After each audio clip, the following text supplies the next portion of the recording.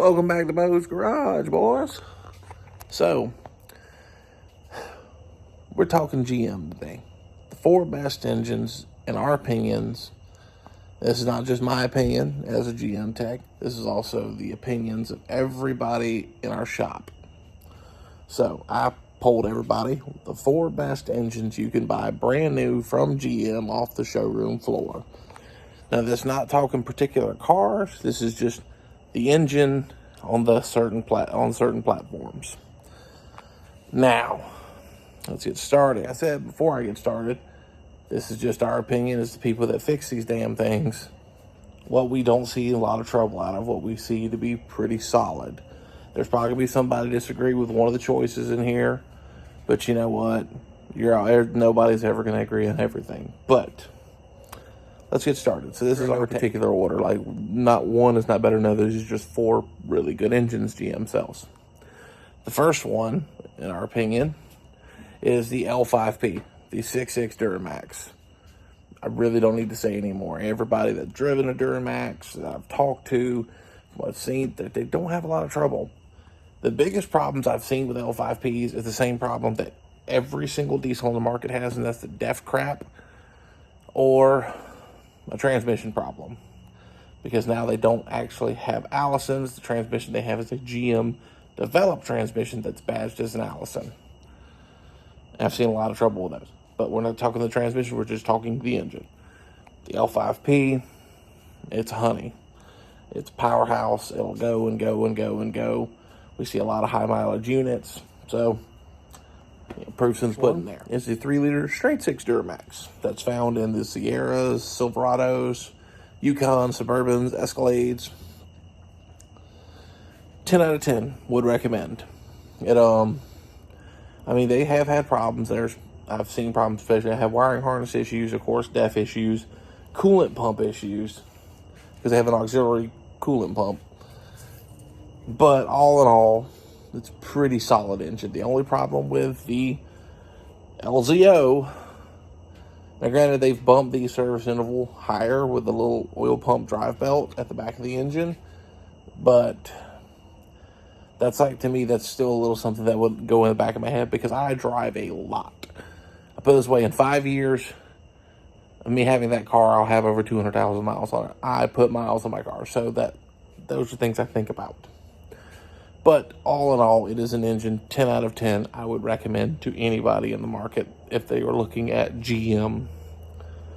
All right, the next one we're going to talk about is the L8T, the 6.6 liter 403 cubic inch V8 that is in the 3/4 ton and 1 ton GM full size trucks. That motor is a hoss. It is a throwback to what GM became known for their V8s. Reliable as hell, cheap to maintain. Who cares about gas mileage? Just going to get the damn job done. That's that motor. And the entire time they've been on sale, I've been working at GM dealers, I haven't seen one come in for problems.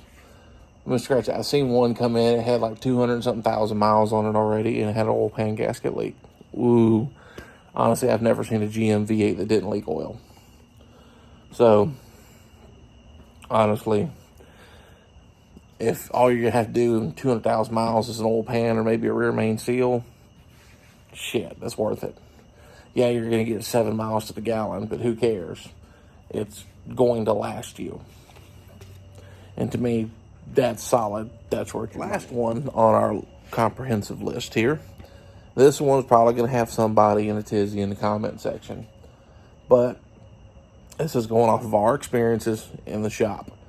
And that is the LSY 2-liter 4-cylinder engine that GM puts in their smaller SUVs. All in all, the 2.0, it's a good motor. Is it fantastic? No. But it's a buzzy little 4-cylinder that likes to rev, and it goes. Honest to God, if you stuck a manual transmission behind them in every car, it would just be the most proper little car to get around in. I have one with a 9-speed behind it, and it's good. You know? And I know I'll catch flack for, oh, you think a 4-cylinder's good? Yeah, a 4-cylinder's good. I mean, hell, this little tiny crappy Buick SUV, we took it to Gulfport Dragway for shits and giggles. It went 14.2 in a quarter mile. And I know that doesn't sound like a lot because everyone's like, oh, it's not running pins, it's not fast. 14.2 in an SUV that was never designed in its wildest dreams to ever go on a drag strip. That's not bad. Could it be better? Oh, fuck yes, and we're going to make it better. But I digress. Granted, these engines have the same trouble that pretty much every GM car has been having, and that's fuel pump load control modules. But I have yet to see a 2.0 come in for a mechanical issue. Now granted, there's probably going to be someone in the comment section, well, we had 3 of them broke down over here. I mean, yeah. But all in all, in consensus at our shop, the 2.0 turbo is a good engine for their small SUVs and, well, small SUVs because we don't sell cars anymore, except, the Camaro took the boot too, so. And you can find that in the CT4. I think it used to be called the ATS, now it's the CT4, I think. The sedan, the small sedan from Cadillac, has the 2.0 in it. The Camaro, you could get it in the 2.0, but obviously this is the last model year for the Camaro, so. But yeah,